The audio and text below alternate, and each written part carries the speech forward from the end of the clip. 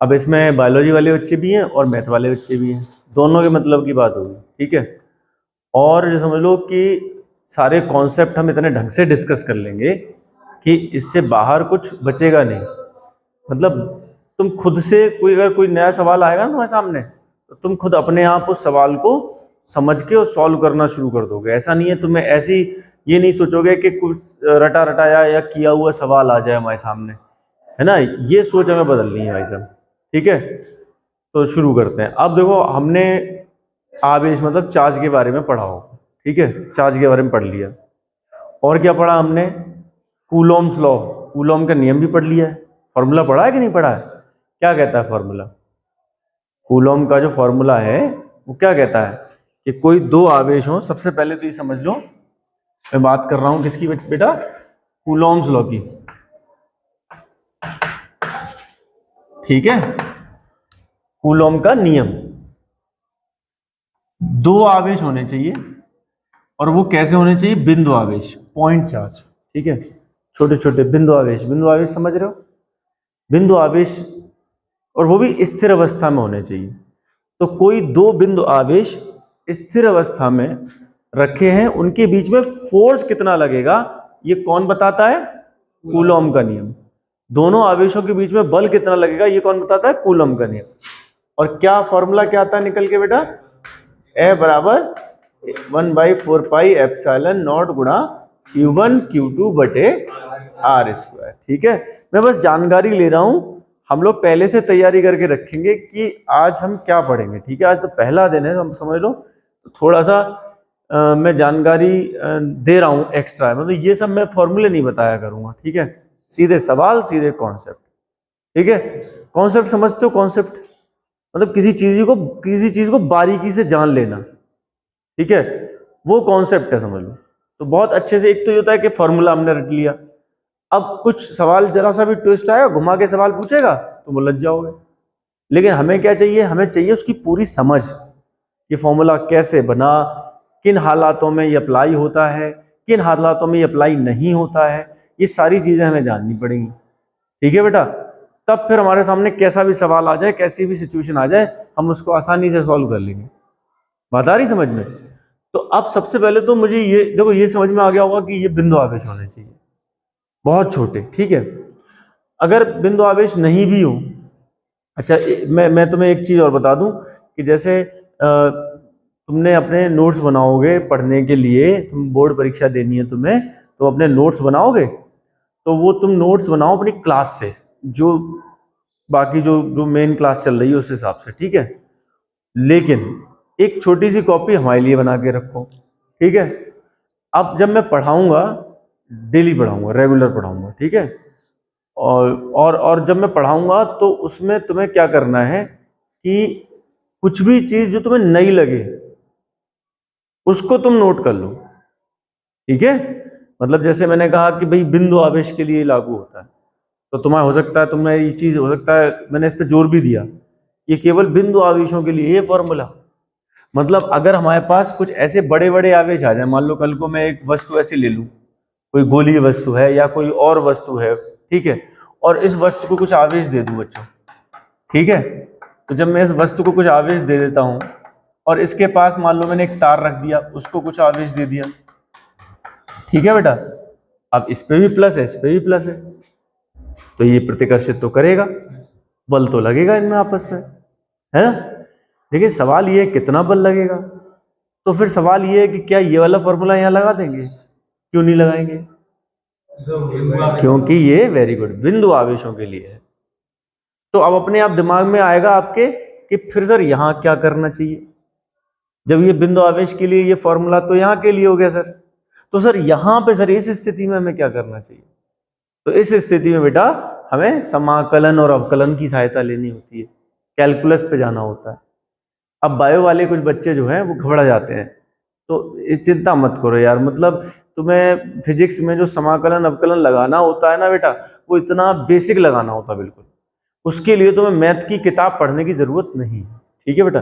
कोई भले एक आध कोई IIT का ऐसा सवाल पूछा गया हो कभी कभार जिसमें बहुत ज्यादा तुम्हें जानकारी हो तभी काम बनेगा, लेकिन ऐसा 95% केस में तो नहीं होगा ऐसा, ठीक है बेटा, तो इस चीज को बिल्कुल दिमाग से निकाल दो कि हमें मैथ पढ़नी पड़ेगी फिजिक्स के लिए। ठीक है, आज पहला दिन है इसलिए थोड़ा सा समझा रहा हूँ, लेकिन कल से तुम देखोगे कि बिल्कुल बढ़िया से डिस्कशन करेंगे। आज थोड़ा सा समझ लो कि हम मतलब मैं यहाँ क्या चाह रहा हूँ, तुम्हें क्यों अलग से बुला के बिठाया है। ठीक है, तो हमने जो बात कही वो समझ में आ गई कि केवल कॉन्सेप्ट बनाने पे ध्यान दिया जाएगा, ताकि कोई सवाल हमारे सामने कैसा भी घुमा के आए उसको हम निपटा दें। ठीक है, मतलब डर खत्म हो जाए सवाल से। क्लियर है ना? अच्छा, तो जो मैंने बोला वो ध्यान रखेंगे कि भाई हमें क्या करना है, कुछ भी नया लगेगा तुरंत उसको नोट कर लेना। ठीक है, फिर मैं कुछ अपनी तरफ से लिखाऊंगा ही सही, जरूर समझूंगा तो। ठीक है बच्चों, चलो, तो यहां पे क्या होगा, सीधे सीधे कूलम का नियम लगा सकते हैं क्या? नहीं, केवल कहां पे लगेगा बोलो? बिंदु आवेशों के लिए। वेरी गुड, चलो, तो ये एक बात खत्म हो गई, छोटी सी बात थी बच्चों। अच्छा, मुझे जरा ये बताओ कि ये जो चीज है ये क्या है, इसको क्या बोलते हैं भाई? हाँ, बोलने में इसको कहते हैं एप्सिलॉन नॉट या एप्सिलॉन जीरो भी बोल दो। इसका कुछ नाम भी होता है, ये तो चिन्ह है जो एप्सिलॉन होता है, इसको हम क्या कहते हैं शाब्दिक रूप से, क्या बोलते हैं इसको? इसका कुछ नाम है? हाँ हाँ हाँ, सही जा रहे हो। एप्सिलॉन नॉट, एप्सिलॉन जीरो क्या कहलाता है? एप्सिलॉन नॉट कहलाता है, जैसे नॉट लगा हुआ है, जीरो लगा हुआ है, तो ये बेटा वायु या फिर निर्वात, ये दो चीजें ध्यान रख लो। अब तुम अगर शुद्ध हिंदी में पढ़ना चाहो तो शुद्ध हिंदी में पढ़ा देंगे, कोई दिक्कत नहीं है। थोड़ा और इंग्लिश यूज कर लें तो कोई दिक्कत होनी नहीं चाहिए। वायु या निर्वात, क्या है ये? वायु या निर्वात की क्या क्या क्या? केवल विद्युतशीलता, विद्युतशीलता, विद्युतशीलता। ठीक है, एप्सिलॉन नॉट, और इसका कुछ मान होता है, ये सब मान ये सब यार मतलब तैयार करके रखो। मैं यहाँ मान पढ़ाने के लिए, रटाने के लिए नहीं बुलाऊंगा तुम्हें। ठीक है, मेरा उद्देश्य समझ में आ रहा है ना, कि मैं ये नहीं बताऊंगा बेटा एप्सिलॉन नॉट का मान इतना होता है। ये रटने वाली काम तो आप किताब से भी कर सकते हो, और क्योंकि आप अच्छे बच्चे हो तो मैं आपसे उम्मीद करूंगा बेटा कि मैं आपको क्या करूंगा, एनसीईआरटी की किताब को पढ़ने के लिए बोलूंगा खुद से। ठीक है, स्वयं पढ़ने के लिए। ठीक है, एनसीईआरटी की किताब मैं आपसे कहूंगा खुद पढ़ो, मैं बता दूंगा कि आज इतना हिस्सा पढ़ के आओ, आज इतना हिस्सा पढ़ के आओ। ठीक है बेटा, उससे क्या होगा, उससे आपको रीड करने की भी आप में जो कैपेसिटी है, स्किल है, वो बनेगी, है ना? रीड करने की क्षमता विकसित होगी आपके अंदर। दूसरी बात, हमारा भी काम आसान होगा, हर एक चीज यहाँ बोर्ड पे नहीं लिखनी पड़ेगी, है ना? मैं केवल चाहता हूं कि मैं जो तुम्हें क्या स्पेशल बता सकता हूँ अलग से, क्या ट्रिक बता सकता हूँ, क्या कॉन्सेप्ट सिखा सकता हूँ, वो मैं यहाँ पे करूँगा। ठीक है, अलग से। ठीक है बेटा, तो एनसीईआरटी में बताऊंगा आपको, बेफिक्र रहो। अच्छा, ये अभी मैं बता दे रहा हूँ, इसका मान कुछ होता है। इसका मान क्या होता है? ये वेरी गुड, माइनस नहीं बेटा 12 होता है, -12। ठीक है, छोटी मोटी बात है। इसमें मात्रक बड़ा पूछा जाता है बेटा, इसका मात्रक बड़े काम का है। ये मतलब जो कॉम्पिटिटिव प्रतियोगी परीक्षाएं हैं उनमें भी पूछा जाता है, इसके बारे में घुमा के पूछता है। तो मात्रक का ध्यान रखेंगे, बड़ा आसान है मात्रक। भाई मात्रक तो यहीं से बना लेते हैं कि ये एप्सिलॉन नॉट यहाँ ले आओ, ये फोर्स नीचे पहुंच जाएगा, बोलो है? तो फिर एप्सिलॉन नॉट इधर आ जाएगा, तो एप्सिलॉन नॉट का मात्रक अगर लिखना हो, सोच के देखो, एप्सिलॉन नॉट बराबर ये हो जाएगा F गुणा Q1, सॉरी F तो नीचे आएगा, नहीं, Q1 Q2 ऊपर है और नीचे आ जाएगा 4 पाई F आ गया इसकी जगह। ये इधर चला गया, इधर चला गया, R स्क्वायर। अच्छा, ये 4 पाई है, इसका कोई मात्रक होगा? ये तो संख्या है 3 4 5 7 ऐसी पाई होता है 3.14, इसका कोई मात्रक होगा? बिल्कुल नहीं। F है बल, ये भौतिक राशि है, इसका मात्रक हो सकता है, होता है, जानते हैं, न्यूटन। ये R दूरी है, दूरी, इसका क्या होगा? मीटर। स्क्वायर लगा है तो क्या होगा? Meter square. ऊपर ये आवेश है, कूलोम गुणा कूलोम, मतलब कूलोम स्क्वायर। कितना आसान है। तो मात्रक क्या आता है इसका बेटा निकल के? कूलोम स्क्वायर ऊपर, नीचे न्यूटन मीटर स्क्वायर। मतलब अगर पूरा लिखना है तो हम कैसे लिखेंगे? 8.85 गुणा 10⁻12 कूलोम स्क्वायर प्रति न्यूटन मीटर स्क्वायर। समझ आ रही बात? चलो ठीक है, अगर आपको जरूरत लगेगी तो मैं इतना भी समझाता चलूंगा, कोई ऐसी बड़ी बात नहीं है, ताकि दिमाग में बैठ जाए। मतलब देखो फिजिक्स बिल्कुल आसान सब्जेक्ट है, बहुत आसान सब्जेक्ट है ना। थोड़ा सा भी ढंग से काम करोगे फिजिक्स में फुल मार्क्स लेके आओगे एकदम, ठीक है। क्योंकि फिजिक्स की सबसे अच्छी बात, खास बात बता देता हूं मैं तुम्हें क्या है फिजिक्स की। फिजिक्स की खास बात यह है कि फिजिक्स में रत्ती भर भी रटना नहीं पड़ता है। अगर मैं केमिस्ट्री की बात करूं, कुछ लोगों के पास बायोलॉजी है तो आपको बहुत अच्छे से पता है कि कितना उसमें रटना होता है। केमिस्ट्री में जो इनऑर्गेनिक केमिस्ट्री होती है कितना रटते हैं उसमें, बायोलॉजी में तो तमाम ऐसे टर्म है रटने वाले। लेकिन फिजिक्स ऐसा है, और मैथ में भी रटना नहीं होता भाई। फिजिक्स इतना बढ़िया प्यारा सब्जेक्ट है कि उसमें रटने का काम ही नहीं है। क्यों काम नहीं रटने का? क्योंकि उसमें क्या होता है, चीजें अप्लाई होती हैं, चीजें लगाते हैं हम, ठीक है, फिर वो अपने आप ही दिमाग में बैठ जाती हैं कि अच्छा ये ऐसे होता है। इसमें रटने की क्या बात है कि नहीं है? जैसे तुम्हारे आसपास जो तुम्हारे दोस्त हैं उनके नाम तुम रटते हो बैठ के? नहीं रटते हो, तब भी याद हो जाते हैं अपने आप, है ना। वैसे ही कुछ इसका हिसाब किताब है। तो मात्रक ये रहा भाई मेरे को। अच्छा एक और चीज सुनो, ऐसी बहुत सारे फॉर्मूले, ऐसे बहुत सारे मात्रक, ऐसी बहुत सारी चीजें तुम्हारे सामने आएंगी जो एक या दो स्टेप में हल होती हैं। ऐसी बहुत सारी चीजें तुम्हारे सामने आएंगी, आज पहला दिन है इसलिए ये सब चीजें बता रहा हूं। ऐसी बहुत सारी चीजें तुम्हारे सामने आएंगी जो एक या दो स्टेप में हल होंगी। तो क्या करें सर उसका? तो उसका ये करो बेटा कि उन चीजों को, उन सूत्रों को कभी याद मत करो गलती से भी। क्यों नहीं याद करें सर? क्योंकि जब उनकी जरूरत पड़ेगी तो दो स्टेप में हल हो रही है, उन दो स्टेप में हल करके निकाल लेंगे। दो स्टेप में हल करने का मतलब है 2-3 सेकंड का काम है हमारा। तो 2-3 सेकंड के लिए हम उस सूत्र को रटें और भूल जाने का रिस्क लें एग्जाम में, तो ये बेवकूफी है कि नहीं है? इसलिए सबसे बढ़िया यह है कि जो दो स्टेप में आ रहा हो वो रटो मत। अब हालांकि टाइम, जैसे जेई मेन की परीक्षा या नीट की परीक्षा है, उसमें तो टाइम का बड़ा रोल है। उसमें तो कहते हैं भैया रटो रटो रटो रटो। तो उसके लिए मैं कहूंगा कि चीजें तुम्हें अपने आप रट जाएंगी, चिंता मत करो। समझ में आ रही है? दोनों बातें समझ में आ रही हैं? तो दो स्टेप में आएगा, कभी मत रटो। मैं बता दूंगा कि इसको याद रख लेना, उसको याद कर लेना। तो अलग से एक कॉपी बनाना भाई, ठीक है। उसमें जो भी कुछ नया लगे वो लिखना, और मैं अलग से लिखाऊंगा वो लिखना। दो स्टेप में कोई अगर रिजल्ट आ रहा है, फॉर्मूला आ रहा है, उसको बिल्कुल भी रटने की जरूरत नहीं है। समझ आई बात? और अगर ज्यादा स्टेप आएगा रट लेंगे, या रट जाएगा अपने आप, इतने सारे क्वेश्चन सॉल्व करेंगे। तो जैसे अब ये मात्रक है, ये रटने की आवश्यकता है हमें? बिल्कुल नहीं, ऐसे ही याद हो जाता है। अच्छा अब इसमें बेटा एक चीज बड़ा पूछता है, इसकी विमा, मतलब विमी सूत्र। तो भैया विमी सूत्र, या इसका ध्यान रख लो, विमी सूत्र क्या है, क्या होगा। अब निकालना हो मान लो विमी सूत्र, तो हमें पता है कि यार जो विमी सूत्र होता है वो जो 7 मूलभूत फंडामेंटल भौतिक राशियां होती हैं, कौन कौन सी? द्रव्यमान है, लंबाई है, और समय है। भूल गए हैं, फर्स्ट ईयर पढ़े ही नहीं हो ढंग से यार, कोई बात नहीं। 7 है, कुछ कुछ याद आ रहा है। एम है, एल है, टी है, MLT, विमी सूत्र लिखते हैं MLT, फिर एम्पियर आ जाता है। ज्यादातर इन्हीं का प्रयोग हुआ, MLT एम्पियर, बस, ठीक है ना। तो क्योंकि एम्पियर भाई यहाँ पे इस चैप्टर में आवेश की बात हो रही, विद्युत धारा की बात होगी, आगे चल के वोल्टेज की बात होगी, तो वहां पे एम्पियर का भी काम यूज होगा। तो इसलिए मैं कह रहा हूं M माने मास, L माने लंबाई लेंथ, T माने टाइम, MLT ये तो है ही है, साथ में एम्पियर, A कैपिटल A और आ जाएगा। इन 4 चीजों से हमें वास्ता पड़ेगा, तो इन चारों में हमें विमी सूत्र लिखना होता है, ठीक है भाई।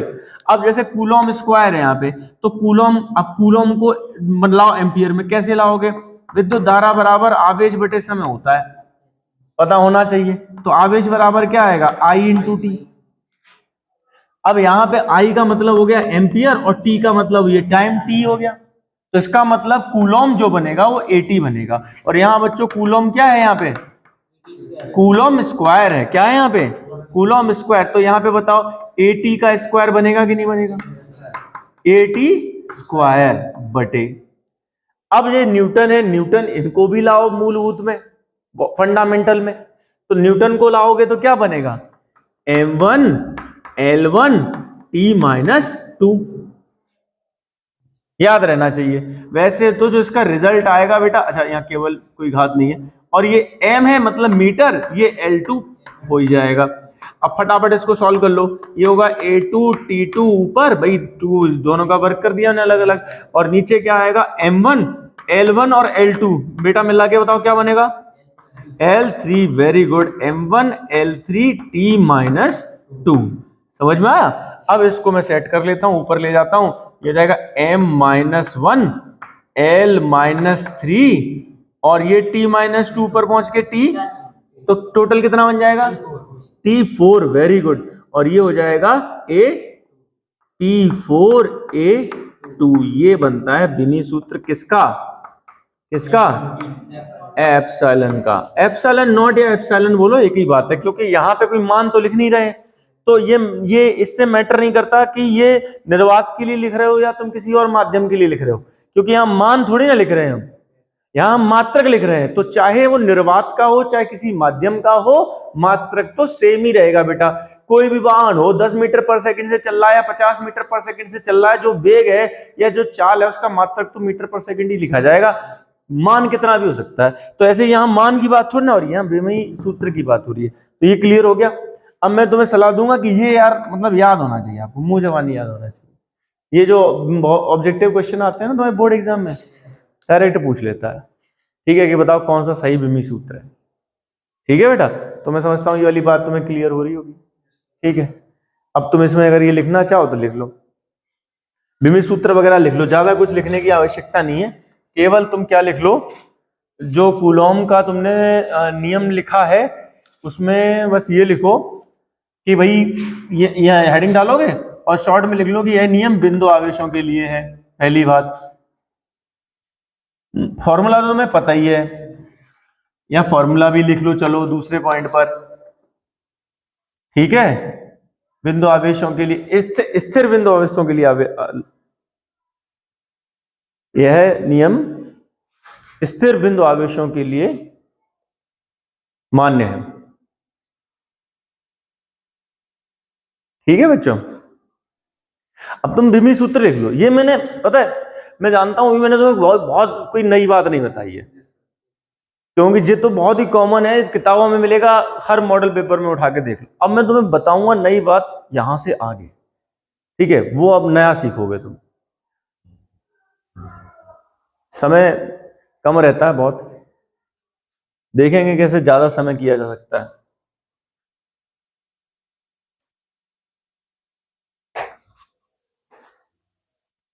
लिख लिया होगा, शॉर्ट में लिखो, ज्यादा कहानी मत लिखो, केवल विमी सूत्र लिखो। ये पूरा हल भी मत करो यार, केवल विमी सूत्र।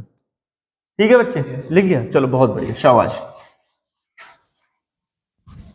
अच्छा, तुमने एक शब्द सुना होगा क्वांटीकरण। ये बच्चे कंफ्यूज हो जाते हैं, इसलिए मैं बता देता हूं। हाँ, क्वांटीकरण होता है, कंफ्यूज हो जाते हैं बच्चे, इसलिए मैं बताता हूं कि क्वांटीकरण क्या बीमारी है। बहुत छोटी सी बात, एकदम जीरो से स्टार्टिंग मैं करना चाह रहा हूं। क्वांटीकरण, आवेश का क्वांटीकरण। ठीक है, अब इसका मतलब क्या होता है, तुमने जहां कहीं ये लिखा देखा होगा आवेश का क्वांटीकरण, वहां ये लिखा देखा होगा प्लस माइनस NE। इसको समझ लेते हैं, बस ये समझ लिया तो इसका मतलब क्वांटीकरण समझ में आ गया। क्यू होता है आवेश, आवेश को हम किससे दर्शाते हैं, किससे लिखते हैं, क्यू से लिखते हैं। Very good. अच्छा, तो क्यू समझ में आ गया कि ये सब आवेश लिखा हुआ है टोटल। अच्छा, ये प्लस माइनस, ये भी समझ में आता है हमें कि आवेश दो तरीके का हो सकता है, प्लस हो सकता है, माइनस हो सकता है। बहुत बढ़िया, तो प्लस और माइनस हो गया, चलो ये समझ में आ गया। ये है इलेक्ट्रॉन, और एक इलेक्ट्रॉन पे जो आवेश होता है ना बेटा, वो होता है, कितना होता है, वेरी गुड, 1.6 इंटू कूलॉम, है ना। और माइनस का होता है बेटा, निगेटिव होता है इलेक्ट्रॉन पे आवेश। लेकिन मैं यहाँ पे केवल परिमाण लगा रहा हूं, एक इलेक्ट्रॉन का आवेश लगा रहा हूं, परिमाण। ठीक है, मतलब अभी हम यहाँ चिन्ह की बात नहीं कर रहे। ठीक है बच्चा, अब ये n है, ये क्या है, n है पूर्ण गुणज, इंटीजर, 1 2 3 4 5 10 20, है ना। समझ आ रही बात? ठीक। अब एक चीज समझो, ये है क्या, मतलब मैं समझाता हूं। जैसे कोई वस्तु है बेटा, कोई ऑब्जेक्ट है, उसको हमने कुछ चार्ज दिया। अब ये प्लस प्लस प्लस प्लस ऐसे दिखाने के लिए, भाई प्लस की जगह माइनस भी हो सकता है, ऐसा कोई जरूरी नहीं है, दोनों तरह से कुछ भी आवेश हो सकता है। अब ये वस्तु आवेशित है, ये दिखाने के लिए, ये बताने के लिए मैं ऐसे plus plus minus minus minus लगा देता हूं यहां पे। लेकिन सवाल यह है कितना आवेश है इस वस्तु पर। तो जो आवेश है इस वस्तु पर वो हमेशा बच्चों इलेक्ट्रॉनों के रूप में होगा, ये समझो आप, ठीक है। जैसे भीड़ समझते हो, भीड़ मतलब लोगों का झुंड, है ना, बहुत सारे लोग एक जगह जमा हो गए, हम कहते हैं भीड़ है कि नहीं। तो कहीं अगर किसी भीड़ में लोगों की संख्या गिनी जाए, पूछी जाए कुल संख्या कितनी है या लोगों की, तो वो संख्या जो है वो पूर्ण गुणज में आएगी कि नहीं आएगी, कि आधे पौने में आएगी, बताओ। ऐसे तो नहीं आएगी कि यहाँ पे 12.5 लोग हैं, पक्की बात है, ये 15.25 लोग हैं, यहाँ पे पूर्ण गुणज में ही आएगी। बिल्कुल ऐसे ही जैसे एक इंसान होता है, एक आदमी है, आदमी नहीं इंसान, इंसान जो है वो एक इलेक्ट्रॉन की तरह है, मतलब ऐसा मतलब एक पूरा कहीं भी मिलेगा, एक पूरा इंसान मिलेगा, आधा पौना नहीं मिलेगा। ऐसे ही कहीं भी आवेश मिलेगा तो एक इलेक्ट्रॉन के रूप में मिलेगा पूरा, उस इलेक्ट्रॉन को ऐसा नहीं काट छाट के आधा पौना कर दिया फिर मिल रहा है आवेश। समझ आ रही बात? इसको कहते हैं कि भैया इलेक्ट्रॉन अविभाज्य है। अविभाज्य समझते हो, विभाजित नहीं कर सकते, टुकड़े नहीं कर सकते इलेक्ट्रॉन के।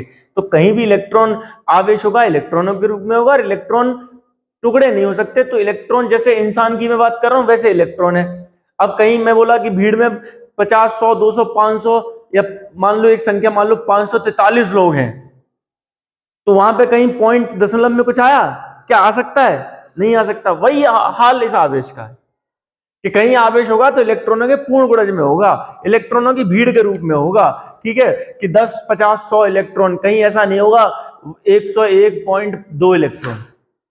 समझ आ रही बात? इसका मतलब होता है, ये मतलब होता है क्वांटीकरण। समझ आ रही बात? क्लियर है ना? तो क्वांटीकरण मुख्य रूप से दो चीजें हैं बेटा।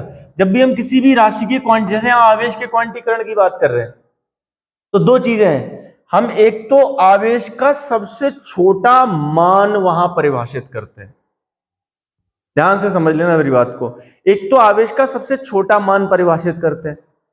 जैसे मान लो जो हमारी भारतीय मुद्रा है ये भी क्वांटीकृत है, तो बताओ भैया सबसे कम पैसा कितना हो सकता है, सबसे कम रुपया कितना हो सकता है जो चलन में है, जो चलता है, जो वैध है?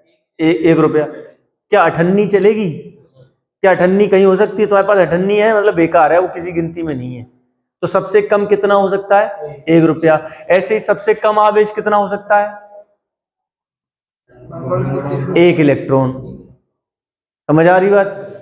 अब तुम्हारे पास जितने भी पैसे होंगे, जितने भी मुद्रा होगी, वो सब 1 रुपए के गुणज में ही होगी कि नहीं होगी? वैसे ही यहां जितना भी आवेश होगा वो सब इस इलेक्ट्रॉन के गुणज में होगा कि नहीं होगा? समझ आ रही बात? यही क्वांटीकरण है। समझ आ गई बात? अब थोड़ा सा कॉन्सेप्ट पे जाते, थोड़ा सा टेक्निकल मैं समझाना चाहता हूं। क्या द्रव्यमान क्वांटीकरण होता है? द्रव्यमान में क्वांटीकरण होता है या यूं कहें क्या द्रव्यमान क्वांटीकृत है? द्रव्यमान सोच के देखो। तो सबसे पहले तो द्रव्यमान की सबसे छोटी इकाई पे जाओ, सबसे छोटा मान। कैसे जाओगे? ये डस्टर है, इसमें कुछ द्रव्यमान है। ये द्रव्यमान बना कैसे है भैया? अणुओं से। और छोटे पहुंच गए, और छोटे पे जाओ, अणु कैसे बने? परमाणुओं से बने। और छोटे पहुंच गए, परमाणु कैसे बने हैं? परमाणु के अंदर क्या होता है? Very good. परमाणु के अंदर सबसे पहले तो भैया एक नाभिक होता है। नाभिक होता है, इसमें प्लस आवेश होता है, उसके चारों ओर इलेक्ट्रॉन घूमते हैं। ये एकदम छोटे पे पहुंच गए। ये एक परमाणु है, परमाणु के अंदर नाभिक है, इलेक्ट्रॉन है। अब ये परमाणु को भी हमने टुकड़ों में तोड़ दिया। नाभिक के अंदर क्या क्या होता है? प्रोटॉन होता है, न्यूट्रॉन होते हैं। ये तीनों मिलकर बना रहे हैं ना परमाणु। तो सबसे छोटा मान इन तीनों में से पता है क्या कौन होता है? इलेक्ट्रॉन होता है। प्रोटॉन का भी द्रव्यमान इससे ज्यादा है, न्यूट्रॉन का भी इससे द्रव्यमान ज्यादा है, इलेक्ट्रॉन सबसे हल्का होता है। ठीक है, तो हमने चलो सबसे छोटा मान परिभाषित कर लिया। क्वांटीकरण में ये तो करते हैं, सबसे छोटा मान परिभाषित करते हैं। फिर एक और बात बोलते हैं, क्या कि भैया पूर्ण गुणज में भी होना चाहिए। आ रही बात समझ में? तो अब सोच के बताओ कि ये जो द्रव्यमान बन रहा है क्या ये पूर्ण गुणज में बनेगा? नहीं भैया, कैसे बनेगा? क्या क्या ये इसका द्रव्यमान इलेक्ट्रॉन के बराबर है? नहीं। क्या इसका द्रव्यमान इलेक्ट्रॉन के बराबर है? इनका सबका अलग अलग है, सबको जोड़ेंगे तब जाके परमाणु का द्रव्यमान मिलेगा हमें। बोलो सही कह रहे हैं गलत कह रहे हैं? तो क्या ऐसे कहा जा सकता है कि परमाणु का द्रव्यमान इलेक्ट्रॉन के द्रव्यमान के 3 गुना है? कॉन्सेप्चुअल बात है बेटा, थोड़ा दिमाग लगाओ, समझ में आ जाएगी यार। जब ये तीनों बराबर होते तभी तो बोल सकते थे 3 गुना है। अब जब सब अलग अलग है तो कैसे बोल देंगे इसका 3 गुना है? नहीं ना। तो जो सबसे छोटा द्रव्यमान है उसके पूर्ण गुणज के रूप में नहीं कहा जा सकता। आ रही बात समझ में? इसका मतलब क्या निकालोगे? ये द्रव्यमान क्वांटीकृत नहीं आई बात समझ में? जबरदस्ती बिठा दिया क्या दिमाग में उन्हें? आई समझ में? तो मतलब कभी अंतर पूछा जाए द्रव्यमान और आवेश में, कर पाओगे? एक बड़ा मुख्य अंतर आया निकल के, क्या? कि आवेश क्वांटीकृत होता है, द्रव्यमान क्वांटीकृत नहीं होता। द्रव्यमान में क्वांटीकरण नहीं है। और कोई पूछे कैसे, तो उसको बताओ पहले कि क्वांटीकरण का मतलब क्या है। क्वांटीकरण का मतलब है सबसे छोटा मान और बाकी जितने भी मान है उस छोटे मान के पूर्ण गुणज।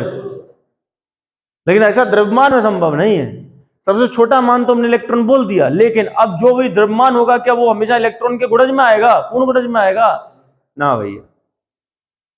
इसका मतलब द्रव्यमान और आवेश में कौन क्वांटीकृत हुआ? आवेश। यही बात समझ, पक्की बात है। चलो बहुत बढ़िया बात है। तो ये 2-3 अंतर लिख लो, चलो ये भी लिख लो।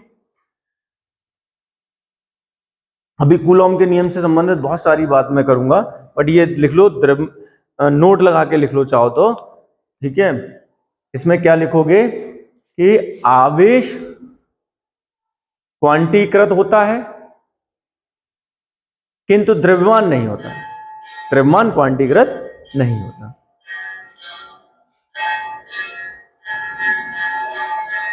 ठीक है बेटा, छुट्टी हो गई है, लेकिन 2-3 बातें और मैं बताना चाह रहा हूं, बता देता हूं। कोई जल्दी तो नहीं है? नहीं। बैग तुम्हारे उधर ही रखे हैं? चलो हाँ बेटा, तो ये लिख लिया, पक्की बात, समझ में आ गया अच्छे से? अच्छा, इस पे सवाल भी बन जाता है बेटा। सवाल कैसे बन जाता है? अब इसकी भी बात, इतनी बात हुई है तो थोड़ा सवाल के बारे में भी समझा देता हूं। सवाल बड़ा आसान सा बनेगा। जैसे तुम्हें समझ में आता है यार कि आवेश का मात्रक क्या होता है? आवेश का मात्रक है बेटा कूलॉम। वेरी गुड, कूलॉम होता है, सही बात है। एक कूलॉम में कितने इलेक्ट्रॉन होंगे, मतलब कितने इलेक्ट्रॉन। अच्छा पहले तो ये समझ लो कि कोई वस्तु है, इस वस्तु पे प्लस आवेश कब आएगा और वस्तु पे नेगेटिव आवेश कब आएगा। सारा इलेक्ट्रॉनों का ही खेल है भैया, सारा इलेक्ट्रॉनों का ही खेल है। क्योंकि बाकी जो, सुनो मेरी बात ध्यान से, जो भी मैं परमाणु के बात कर रहा था संरचना की, तो जो नाभिक होता है उसके अंदर प्रोटॉन होता है। मतलब जो पॉजिटिव आवेश होता है ना किसी भी वस्तु के अंदर या किसी भी परमाणु के अंदर, वो उसके नाभिक में केंद्रित होता है, नाभिक में स्थित होता है बेटा। जो निकलता नहीं है आसानी से, उसके लिए तो नाभिकीय अभिक्रिया होनी पड़ेगी, वो सिखाएंगे बाद में तुम्हें। लेकिन ये समझ लो कि जो प्रोटॉन है ना ये अंदर भरा पड़ा है जो नाभिक के अंदर, वो नहीं निकलेगा, वो फिक्स रहेगा। तो इसका मतलब कोई भी वस्तु है उससे हम ना तो पॉजिटिव चार्ज उसे दे सकते हैं ना उससे पॉजिटिव ले सकते हैं। तो फिर पॉजिटिव आता कैसे है? वेरी गुड, इलेक्ट्रॉनों का स्थानांतरण। मतलब भैया पहले बात तो यह है कि जो परमाणु है वो निरावेशित होता है, मतलब जितना उस पर नेगेटिव होगा उतना ही उस पर पॉजिटिव होगा। हरी बात समझ में? निरावेशित का मतलब ये होता है। अब तुम अगर इससे नेगेटिव निकाल लोगे, ये इलेक्ट्रॉन ही स्वतंत्र होता है भैया, चारों तरफ घूमता है, इलेक्ट्रॉन निकाल लिया तो नेगेटिव खत्म हो गया, बचा क्या इस पर? तो ऐसे आ जाता है प्लस आवेश। समझ गए? इसका मतलब किसी वस्तु पर प्लस आवेश आया है तो उसने इलेक्ट्रॉन का त्याग किया है या इलेक्ट्रॉन को हासिल किया है? बताओ। इलेक्ट्रॉन को त्याग, लूज किया है इलेक्ट्रॉन। समझ आ रहा है? तो अच्छा एक छोटी सी बात है इसमें, ये बताओ, अच्छा चलो इसको खत्म करो पहले। अगर किसी वस्तु पर नेगेटिव आवेश आ रहा है, इसका मतलब इसने इलेक्ट्रॉन का त्याग किया या इलेक्ट्रॉन को उसने हासिल किया है? समझ आ रहा है? अब एक बहुत छोटी सी बात, अगर किसी वस्तु को हम धनावेशित कर रहे हैं तो उसका द्रव्यमान घटेगा या बढ़ेगा? धनावेशित कर रहे हैं तो द्रव्यमान घटेगा या बढ़ेगा? घटेगा। Very good. क्यों घटेगा बताओ जल्दी से, पूरा बोलो। इलेक्ट्रॉन निकल रहे हैं इससे, सही है कि नहीं? इलेक्ट्रॉनों का त्याग कर दिया भाई साहब इसने, तो अब कुछ निकल ही गया, कुछ निकला तो द्रव्यमान घटेगा कि बढ़ेगा? बढ़ेगा। कहाँ कर रहे हो? पूरी बात ध्यान रखा करो, ध्यान यही केंद्रित रखो। तो जाना है तो बंद कर देता। अब ये नेगेटिव है यहाँ पे, तो इलेक्ट्रॉन आए या गए हैं? आए, तो द्रव्यमान बढ़ेगा या घटेगा? बढ़ेगा ना द्रव्यमान। समझ आ रही बात? क्योंकि कुछ आ रहा है भाई। तो ये भी मतलब हो जाता है यार कि अब वस्तु को आवेशित करने से, हालांकि क्योंकि इलेक्ट्रॉन का द्रव्यमान बहुत कम होता है। इलेक्ट्रॉन का द्रव्यमान पता है कितना होता है? इलेक्ट्रॉन का द्रव्यमान बोलो, नहीं पता? 9.1 गुणा 10 की घात -31 किलोग्राम। ये -31 देख रहे हो? कितने जीरो लगाने पड़ेंगे, समझ में आ रहा है? 0.000000। इतना कम, इतना हल्का होता है इलेक्ट्रॉन। तो इलेक्ट्रॉन आने से या जाने से बहुत ज्यादा फर्क नहीं पड़ता, लेकिन किसी एग्जाम में, किसी परीक्षा में अगर ये पूछ ले कि किसी वस्तु को ऋणावेशित करने पर उस वस्तु के द्रव्यमान पर क्या प्रभाव पड़ेगा, तो तुम्हें पता होना चाहिए। फिर तो ये पूछ रहा है तो फिर तो हमें इसी हिसाब से आंसर करना पड़ेगा कि ऋणावेशित किया तो इसका मतलब द्रव्यमान बढ़ जाएगा। समझ आई बात? पक्की बात है। तो ये भी एक बात है, तो इसको भी आप लिखेंगे, ठीक है ना? इसको भी आप नोट में लिखेंगे कि भैया किसी वस्तु को ऋणावेशित करने पर वस्तु का द्रव्यमान बढ़ जाता है। किसी वस्तु को ऋणावेशित करने पर वस्तु के द्रव्यमान में वृद्धि हो जाती है। वस्तु के द्रव्यमान में वृद्धि होती है, ठीक है? और ऐसे उल्टा लिख लो इसका, क्या? धनावेशित करने पर द्रव्यमान में कमी आती है। बस ये ऐसी चीजें लिखवाऊंगा ताकि जो अगर घुमा के क्वेश्चन पूछना चाह रहा है तुमसे तो तुम आंसर कर सको। अब इसमें सवाल ये भी आ सकता है कि कितनी कमी आ सकती है, कितनी कमी आएगी, ऐसे सवाल आ सकता है भाई। तो इस पे चर्चा कर लेते हैं। कौन सी बड़ी बात है? कोई बड़ी बात नहीं है। यहां तक क्लियर है बच्चों? Very good.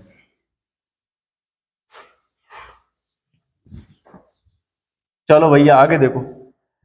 अगर मुझे ये पता चल जाए कि एक कूलम में कितने इलेक्ट्रॉन है, मतलब कितने इलेक्ट्रॉन से एक कूलम बनेगा, समझ आ रही बात? एक कूलम आवेश है, कूलम तो हमें पता चल गया भैया कि कूलम क्या होता है? आवेश का मात्रक। अगर हमें यह पता चल जाए कि एक कूलम कितने इलेक्ट्रॉनों से बन रहा है, तो फिर इस तरीके के सवाल हल हो पाएंगे। किस तरीके के? कि कितना द्रव्यमान घट रहा है, कितना बढ़ रहा है। तो पहले मैं तो बताता हूं एक कूलम कितने, बड़ा आसान सा है यार कि एक इलेक्ट्रॉन में कितना कूलम होता है? 1.6 × 10⁻⁻19 कूलम। तो भैया एक कूलम में पूछा है तो इसे इधर ले आओ।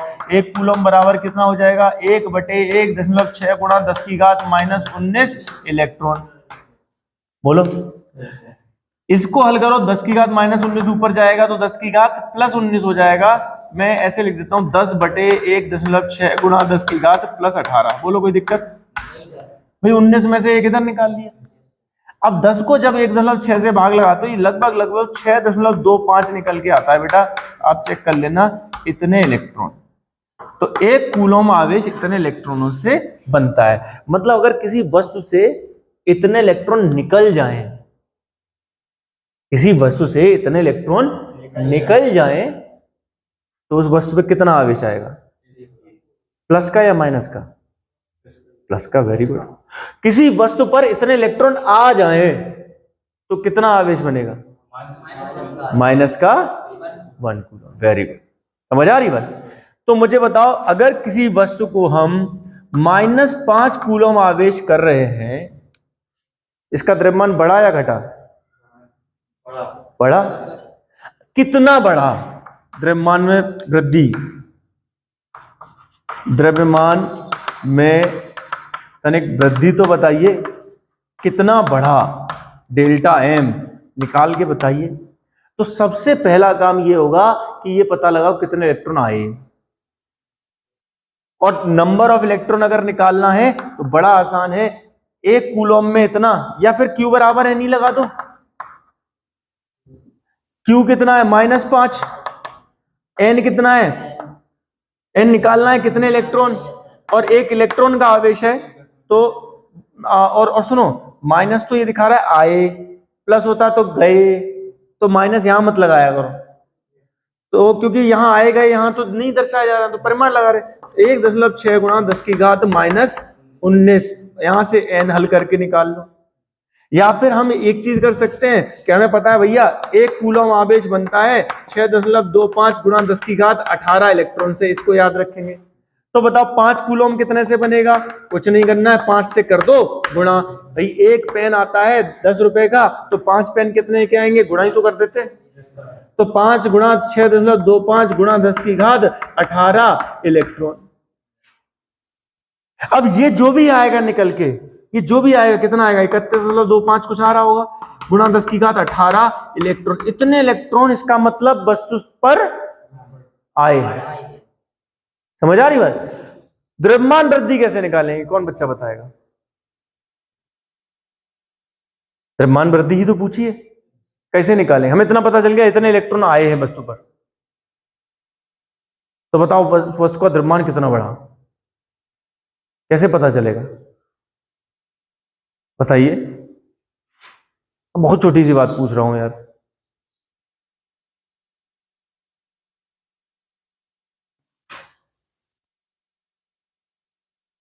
बोलो बोलो। वो मशीन देखिए, डिजिटल मशीन जो आती है, उसमें कुछ रखो, अरे वजन नापने वाली, आजकल सब दुकानदार रखते हैं यार, सब्जी वाला भी रखता है, तो उस पर कुछ सब्जी रखी, फटाक से उस पर आ जाता लिख के 1 किलो 2 किलो है, पक्की बात है ना? अब उस पर मान लो एक टमाटर का वजन मान लो 50 ग्राम है? अब मुझे बताओ अगर उस पर हमने 35 टमाटर रख दिए तो कितना वजन आएगा? तो मल्टीप्लाई यहां नहीं कर पा रहे हो? इतने इलेक्ट्रॉन है, क्या तुम्हें एक इलेक्ट्रॉन का वजन नहीं पता कितना है? कितना है इलेक्ट्रॉन का वजन? 1.6 होता है। एक लिख के रखो ये सब चीजें। एक इलेक्ट्रॉन का वजन कितना है? अरे भैया वही बताया यार, बहुत हल्का होता है, 9.1 गुणा 10 की घात -31 किलोग्राम, ये एक इलेक्ट्रॉन का वजन है। इतने में कितना वजन होगा? मल्टीप्लाई कर दो, हमारा आंसर आ जाएगा। तो डेल्टा एम अगर निकालना है तो क्या करेंगे? ये जो भी निकल के आया है एन संख्या, इससे क्या करो? एक इलेक्ट्रॉन के द्रव्यमान का गुणा कर दो, इस संख्या को इस संख्या से, इस मान से गुणा कर दो, आ जाएगा आंसर। नहीं समझ में बात? तो पहले 2 स्टेप में हमने किया। पहले स्टेप में क्या किया? इतना आवेश दिया था, इसकी सहायता से निकाला कितने इलेक्ट्रॉन, और एक इलेक्ट्रॉन का वजन पता है, तो इतने का आ पाएगा कि नहीं आ पाएगा? अरे बोलो, पक्की बात है ना? तो ऐसे सवाल अब कर लेंगे। चलो आज के लिए इतना ही रहने देते हैं।